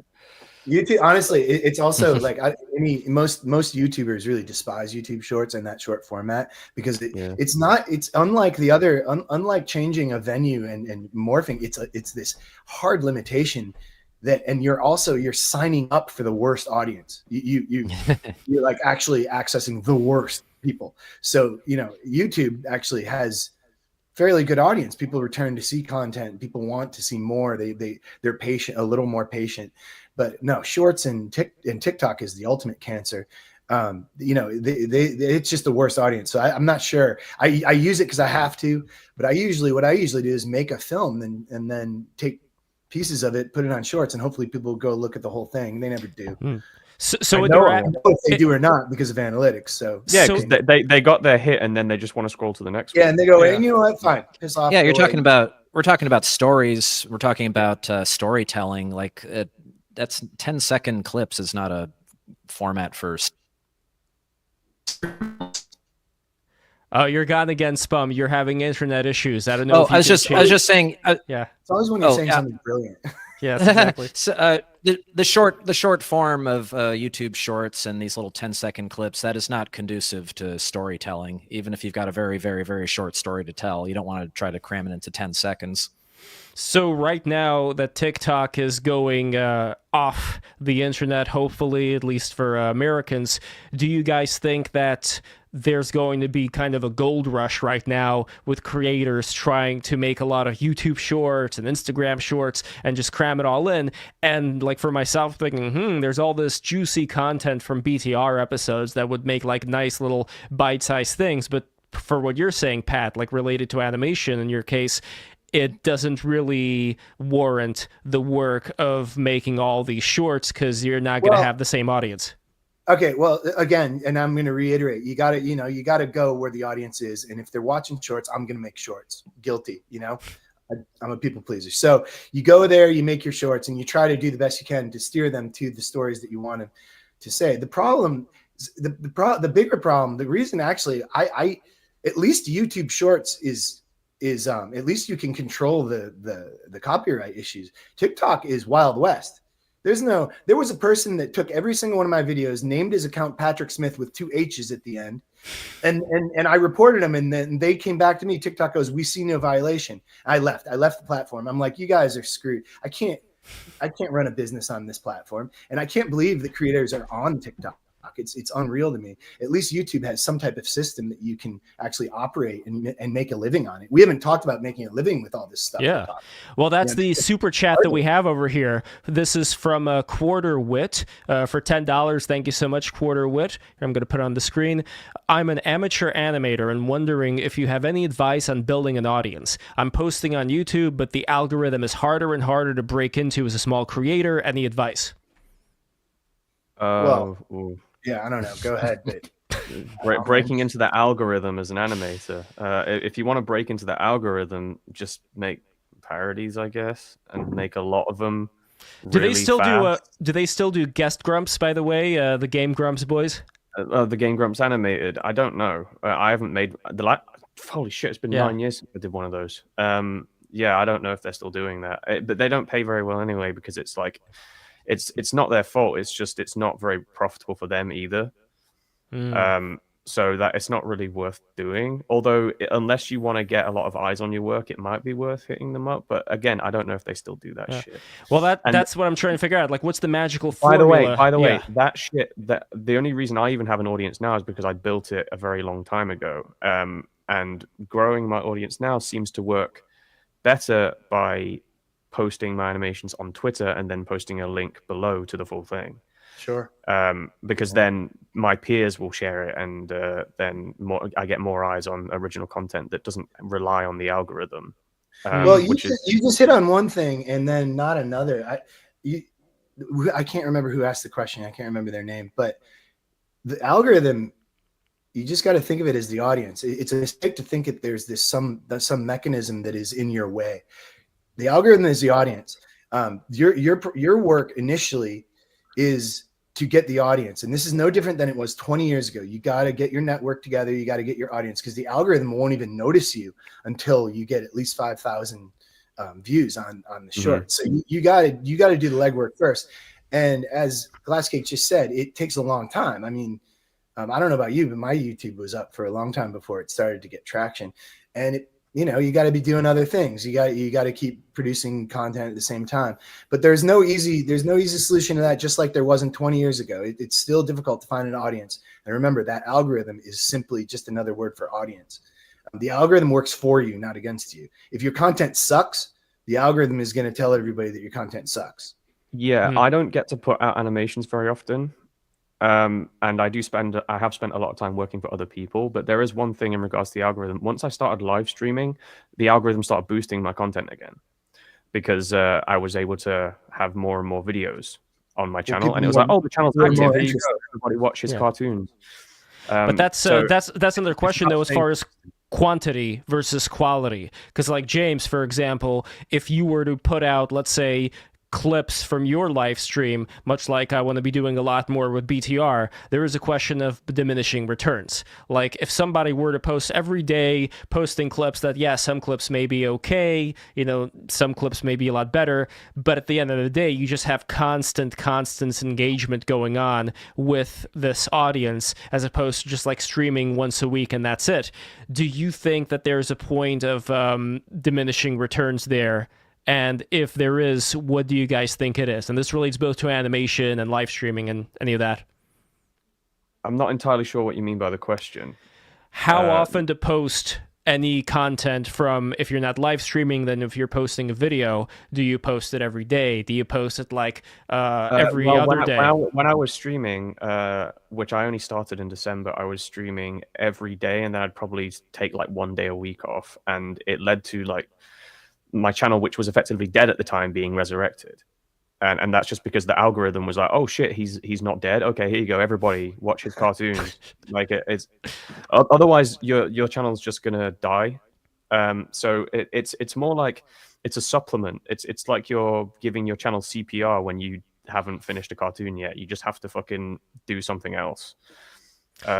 So the equivalent would be putting out a clip as well. So you're doing like more often live streams. I don't do that. I don't like using YouTube Shorts. Again, like Pat said, it doesn't do much for your channel. Like people will watch a YouTube short and then they won't even go on your channel. They'll just go and then scroll to the next one. Yet Pat, you are doing it though. So you wouldn't be doing it if it wasn't giving you something. Right. Well, it's so new. I'm still experimenting with it. So it's so new. You got to keep up with these tools. These tools change quick, and it would be dumb to ignore it. It's a huge part of YouTube, so you can't ignore it. And also, you know, maybe something will come of it. Maybe you can use it in a new way that no one else has been using it. I've had luck putting some older stuff on there that didn't get any traction on the regular YouTube. I chop it up, re-edit it, and throw it on a short, and make a buck or two. It's kind of lame, but I have yet to really figure out shorts and how to use it. Some people have. YouTube don't even know what they are yet. They only added it to compete with TikTok because TikTok is taking audience away. Yeah. And now that TikTok is gone, I noticed on Instagram, when you look at it through your phone, they don't have the square thumbnails anymore. Like they made them a little bit more, a little bit more vertical. So I don't know. Like I think they also don't really know what the best format here is. But as far as making high quality animation that people are going to resonate with, and especially like younger people having something good to inspire them, that's what I think somebody like you, Glasscake, aka James, and somebody like you, Pat, are doing. And I think that Spumdonor, you're playing an incredibly important role in this too, because you are criticizing the things that ought to be criticized as far as what's going on in animation today. And who do you find, Spum, are the people around you that gravitate towards what you're talking about? Like, do you know how old a lot of them are? Like, are they mostly Zoomers? Are they, like, what is your audience that you've been building right now? With, by the way, if you guys don't follow his channel, it's Cartoon Aesthetics. The link is in the bottom. So yeah, like, tell us a little bit about what's been going on with you and growing your audience. Well, talking about analytics, I was looking at them just the other day, and I think the majority of people who have watched the videos on my channel are like 25, something like that. But also a bit skewed because I did a series on Peter Bagg's comic book series Hate, and I used it as an opportunity to talk about Gen X and the 90s alternative comics scene. So a lot of my audience is just people who were interested in those topics in particular, who would happen to mostly be Gen Xers. Talking about Disney, obviously that's something that's multi-generational. So I might get some younger viewers with that. It's kind of like I don't have enough content on the channel yet to really say who my audience is, but I want my audience to be everyone. But obviously, being like a going on middle-aged man, most of my topics are going to, they're probably going to skew a little older. If you're talking about comics from the 90s, you kind of have to explain to younger people what the context of that is and what it's about. But I'm hoping to cover a wide enough variety of topics that there'll be something for everyone of every age. Do you also find that your audience is more leaning towards the right? Yeah, I would say so. I mean, when I started my Twitter account, I was almost trying to do like a, riff on Bronze Pervert, but for like front page pervert, we're the world's biggest Ren and Stimpy fan, and just like screw with people that way. But I'm much more myself now rather than some kind of persona. But I'm like a pretty right leaning guy, and yeah, obviously that comes through. Oh, it also comes through a lot because the animation fandoms and professionals tend to be pretty left wing leaning. So you will just inevitably butt heads with them on things sometimes. I don't go into politics a whole lot, though, as much as I used to, but it comes up in cartoon circles. So I try to keep politics out of it because I find that a lot of the art the animated stuff that I don't like is just made by overly sensitive people. Yeah, like that's it really. Like I don't think it's like, oh, they're left because they like Steven Universe. It's like, no, they like it because they're just like pussies. Right. Well, like at the beginning, Lev, you were, in the topic of this stream, you were talking about like, are cartoons destroying your childhood? I think people who are raised on the TV as well, and obviously there's a lot of socially progressive, left-leaning messaging in most mainstream entertainment. It's been that way for a while, so you see what the effect is of people who have grown up on that. And then you get things like that. You get things like that Steven Universe spot where like the bully is picking on the kids who want to get gay married or something, or he's not picking on them for wanting to get gay married. He's saying black people and white people can't get married, haha. And it's, that thing that still it's like that people still say, right. It's like the straw man that they're trying to pick up to show how evil anybody who opposes them is. Yeah, I've never met someone that says that. Yeah, that's in my life. Like that's what, but it exists in the Steven universe. That's a thing that's constantly happening. There's an ideological component to fandoms for sure, and people who are part of fandoms expect to see the same way politically and ideologically, and there's some kind of a group policing and social reinforcement of those beliefs. I just remembered the exact clip. It's like, black people can't marry white people, or something like that, right? Oh, white people can't marry black people. Like, and they're trying. What the fuck? And they're trying to have their cake. And they're trying to have their cake and eat it. They're trying to have their cake and eat it too, because it's supposed to be like a vague parody of animated PSAs from the 1970s and 80s, but they're also trying to do it sincerely, and it's it's like it exists in like some weird universe. Explain it. You're exactly right. You nailed it. It's like ironic, but also they're actually doing it. And the thing is, these are thoughts that like no one is having. But right. they're re-injecting stupid shit like that into culture, and then they go, "Wait, there are people that don't.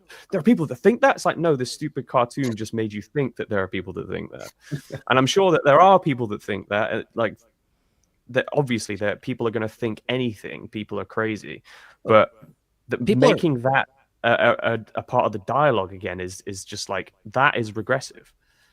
Well, people are very focused on the moral messaging of cartoons, and probably for good reason, because they're shown to children. So people have a lot of vested. People take Pixar movies so seriously. It's like, what is a Pixar movie saying about our feelings and our how we regulate our emotions? What is Inside Out saying about that? Because that's what we're going to be trying to educate kids with. I have noticed that Pixar has gravitated towards, like, they'll start off with human characters, and then everything afterwards just becomes like a blob. That's the new thing, which I guess they're trying to universalize their stories. So like, everyone can identify with the blob. Well, but it's also like anyone. It's like, well, fine, whatever, but. Well, it's like in Wall-E, they were doing this blob as a warning signal for people not to get so big and fat and distracted by social media. And now it's like, unironically, becoming. It's not that kind of blob, Lev. It's similar. It's like a little blue Play-Doh man or whatever. Like that. That's what they'll. I think it's very similar. I think the two relate to each other because there is like a loss of features. And this is another thing, by the way, like we haven't talked about flat art, which again, people call it different ways. Some people call it corporate Memphis. And hopefully that's going the way of the dodo now. I don't know. Yeah, I think that's dying out now. Is like humans are flat shit. Yeah, I know, Pat. Do you know what? Do you know what I'm talking about? Like that humans a flat art style. I'm sure. I think so. Yeah. Are you still on Pixar like that? It's not like they employed in. It's not necessarily Pixar. It's more of a. How do I say this? Here, I just found one quick example over here. I have no idea who this person is, but this is one example over here of the kind of flat art that we're talking about here. But there's different ones. Kill me.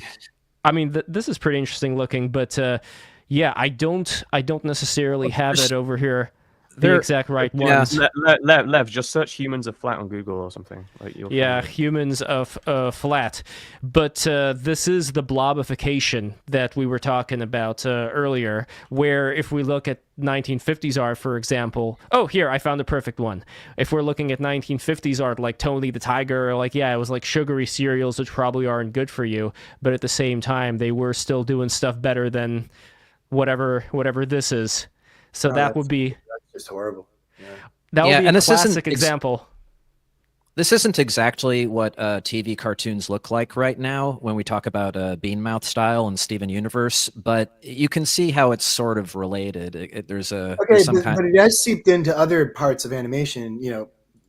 I know we love to fixate on the entertainment element of animation, but there's also the whole explainer videos and that type of stuff that creeps into the culture through new media.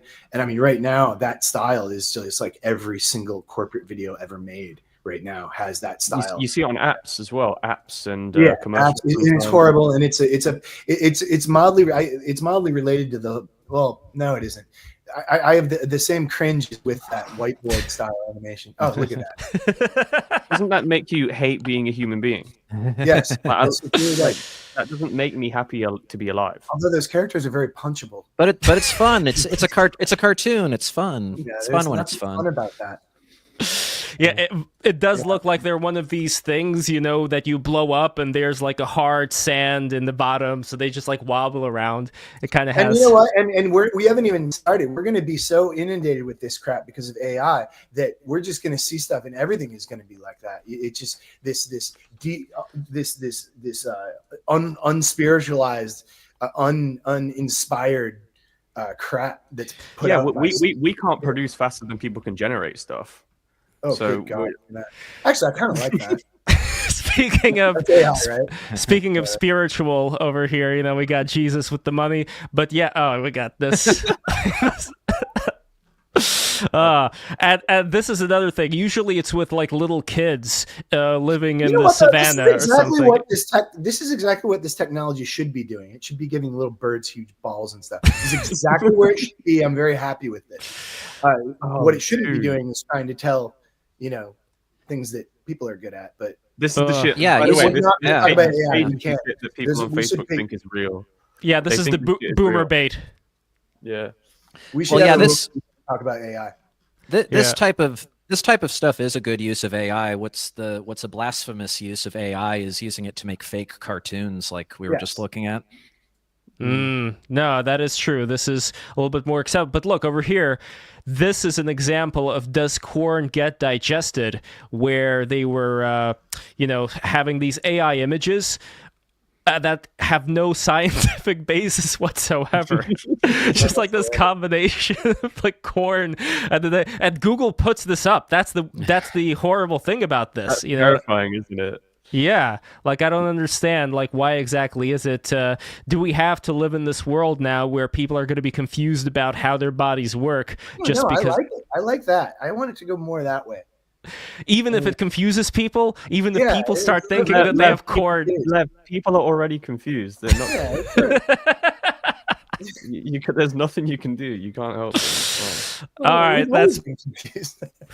And for the people who like intermittent fasting, here's a handy guide: the intermittent fasting schedule.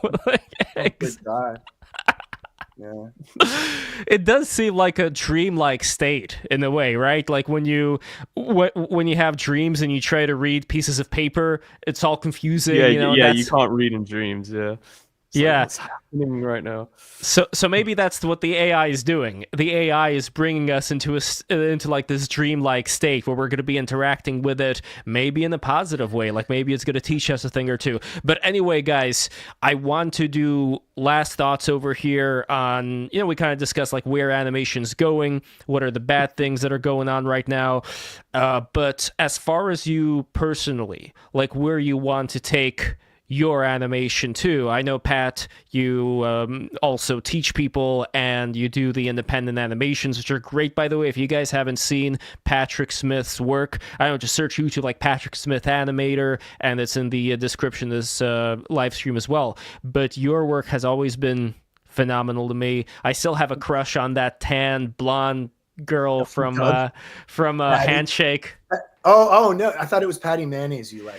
I wasn't a big fan of Doug. I don't know. Like people have different opinions of Doug. I didn't like the fact that Doug always got in trouble for things that you shouldn't really get in trouble for. Like and that he was okay with it. That's the thing. Like he should have had more of a, who was his nemesis? The yellow guy. You know who I'm talking about?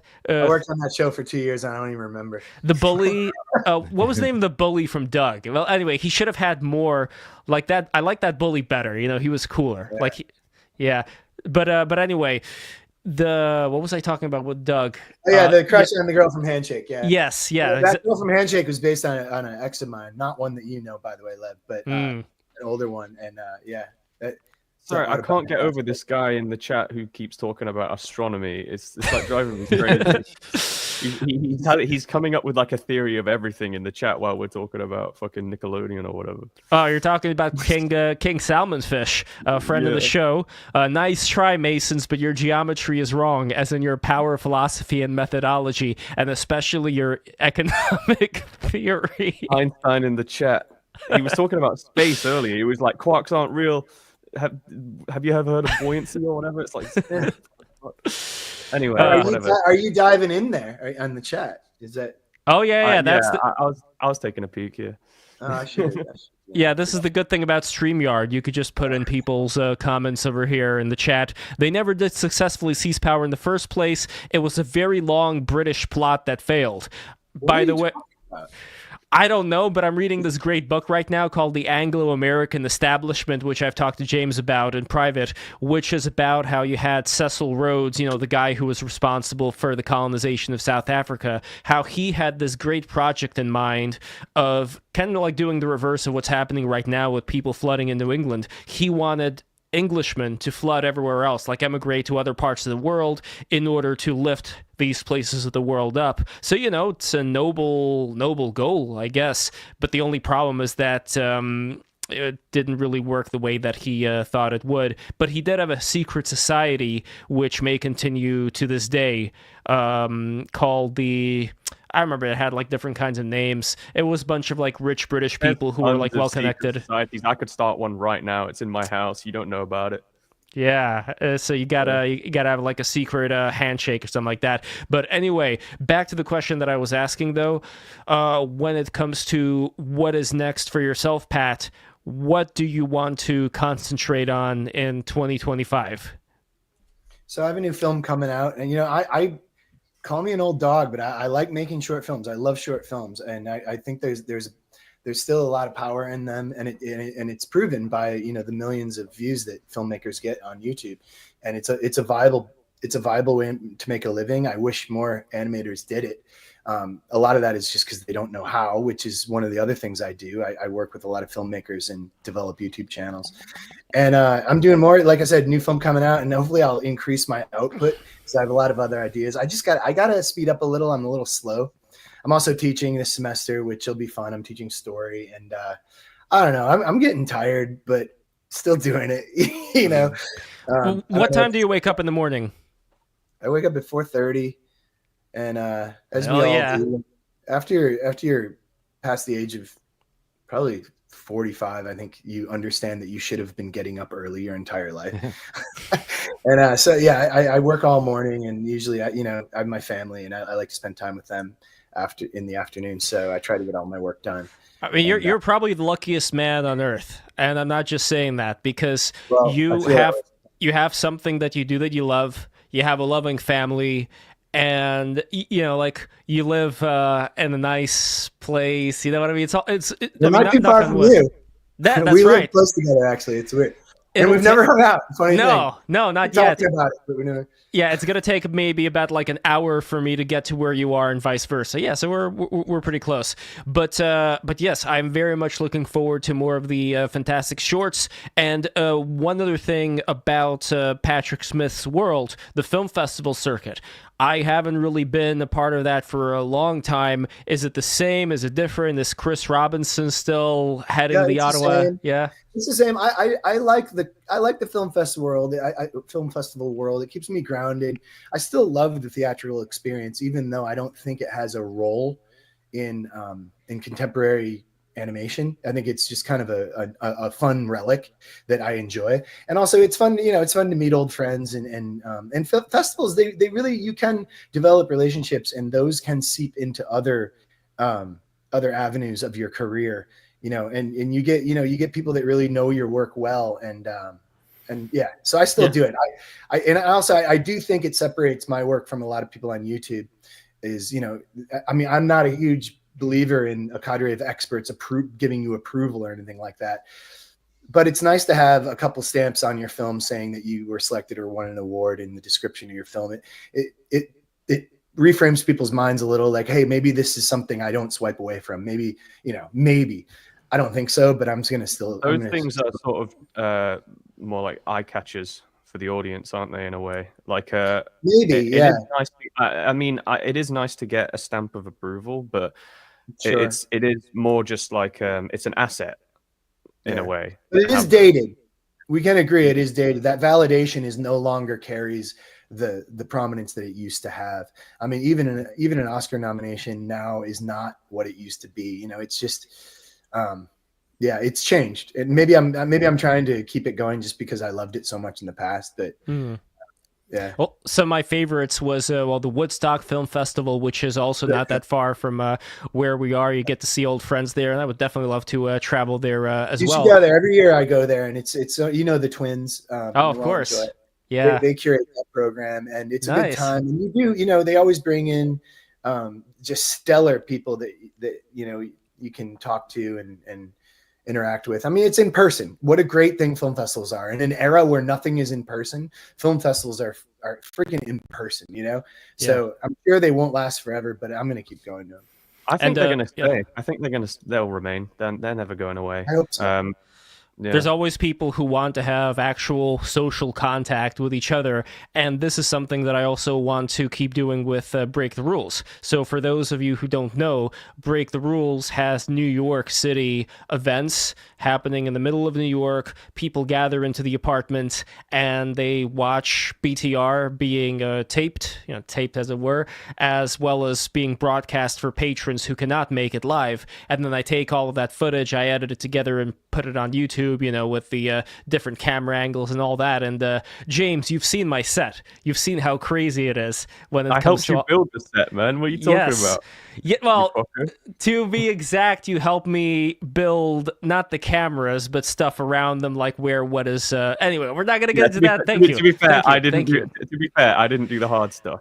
I put some like stickers on the wall or whatever. No, but foam pads. Yes, yeah. the sound panels. No, but I really appreciate the fact that you were able to help out there. We had a really fun time. We went to the Metropolitan Museum of Art with Jason Giorgiani and Gnostic Informant the day after. And guys, so the reason why I'm saying this is that if you want to help grow the show, if you want to help have BTR with all these different conversations, bringing people from all kinds of different social circles together, consider becoming a patron today, patreon.com/breaktherules. And if you guys are $20 plus patrons, you are going to get a chance to be in the audience if you're around the New York City area, watching it live, meeting the people that are on BTR afterwards. We usually have after parties, and I have a rooftop, so when it's going to get nice and sunny, and Pat, I would love to invite you as well as you, Spum, if you're ever in New York, to go there, and it's a great hang.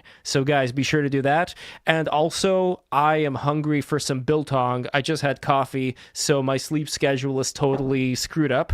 But if you guys enjoy good quality meat, go to biltongusa.com. It's like South African jerky. That's the best way I could describe it as. I don't know, Pat, like, are you a fan of Biltong? Do you know what Biltong is? Do you like Biltong? Any thoughts on Biltong? Never tried it. Well, it's really good. James, you've tried it, right? Yeah, I tried it at your place. Yeah, It's good. so It's good there we shit. go. There we go. Seal of approval. And if you guys type in code BTR10, you are going to get free shipping and 10% off. And same thing, if you guys type in code word BTR10 at Jam and Bean Coffee. Here is the sticker that I put on the mug right here. You can see Jam and Bean Coffee Company, my latest sponsor. They're currently working on a BTR blend. So if you guys have any thoughts of what the BTR blend should be named, I don't know, BTR blend by itself is kind of So you guys in the comments, in the chat, in the Discord, I completely forgot to mention the last thing is that we have a Discord for Break the Rules. So if you guys are on Discord, and if you guys want to join that community, that is where you guys are going to go. I'm going to post a link here. And of course, before we go, Glasscake, James, what are you going to be working on, my friend? What is next for you? Well, I have a new animation that's it's not very long. It's like 2 minutes long or something. That is almost done. All I really have to do on it now is the voice acting and lip sync expressions and stuff, and then that'll be out. But moving forward, I'm going to be shifting towards a more audience participatory style of animation, where I'll be creating these sort of caricatures, and people will be able to join my Patreon, and they'll be able to send in suggestions for what they want the characters to say, or like stupid shit that they want the characters to talk about, and then I'm going to improvise conversations about the subject matter. And I've created all of these assets that I'm going to reuse, so I can get stuff out a lot faster. And people are going to be able to get caricatures from me if they sign up for the Patreon as well. And I'm going to be starting like merchandising, all sorts of things, and I'm going to be doing more live streaming my animation process too. Yeah, so that's about it, really. I've also submitted to a film festival for the first time in my life, which I've never done that before. I went to college and they kept telling me to submit to film festivals, and I was just like, no, I'm not doing it. Fuck you. And now I'm like about to turn 30, and I was like, I should probably do it. So we'll see how that goes. But Yeah. otherwise, I'm keeping it simple. Yeah. Well, definitely submit to the Woodstock Film Festival as well. I didn't know about that one. I looked it up after you said it, and I'm going to submit to that one too.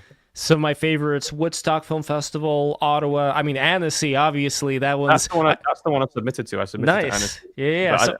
It's a tall order though. I don't know if I'm going to get in. I don't know, Pat. How hard is it to get into Annecy in general today? I've gotten into Annecy twice out of 20 films. Yeah. Wow. There you go. But they also have like an out of competition program too, right?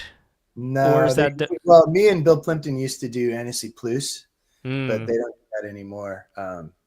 So yeah, I mean, if you get into Annecy, it's pretty cool. Absolutely. Yeah. I even remember Annecy Plus. I was there, and I got to meet Danny Antonucci, the guy who created Ed, Ed and Eddie there.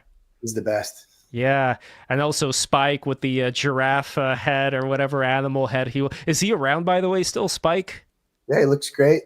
He's like half the size he used to be.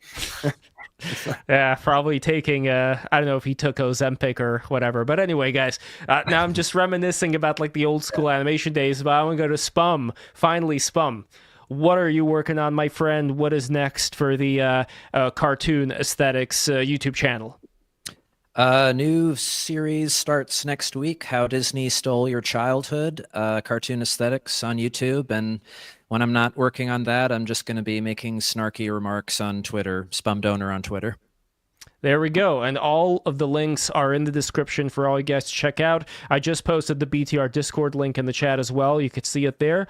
And yeah, guys, thank you so much for being here. Oh, and lastly, I just want to post the link to Jam and Bean Coffee as well. So it's JAMN, just the letter N and bean.com. Here is the link to this absolutely delicious coffee. They have this incredibly talented person who is able to create these blends, and he judges them by, taste, and he's very, very meticulous about it. And there's not going to be a time when one blend is going to be similar to another one. It's always going to be slightly different because depending on the season, the coffee, it's like people who think that they're always going to get the exact same thing, that usually doesn't work. But what he tries to do is he tries to combine different coffees together in such a way that it would be a close facsimile to what exactly he wants that coffee to taste like. So again, if you guys think that the BTR brand of the Jam and Bean coffee should be a certain way, let me know what flavor profiles you guys are interested in experiencing. But regardless of whatever you guys get there, jamandbean.com, BTR10 is the code word. Buy some fucking coffee. Help out the show. Patreon.com/breaktherules. I'm going to see you guys later. The video with Gnostic Informant and Survive the Jive, which is on Patreon, by the way. You could watch it right now on Patreon. It's going to be coming out next week. But you could see the whole unedited thing on patreon.com/breaktherules right now. Here's the link once again. So from myself, Spumdonor, James Glasscake, and my old friend Patrick Smith, thank you guys so much for watching, and I'll see you guys later. Mwah. Good night, everybody. Thanks, Lev. Bye-bye. See you guys. Bye. See ya. Bam. All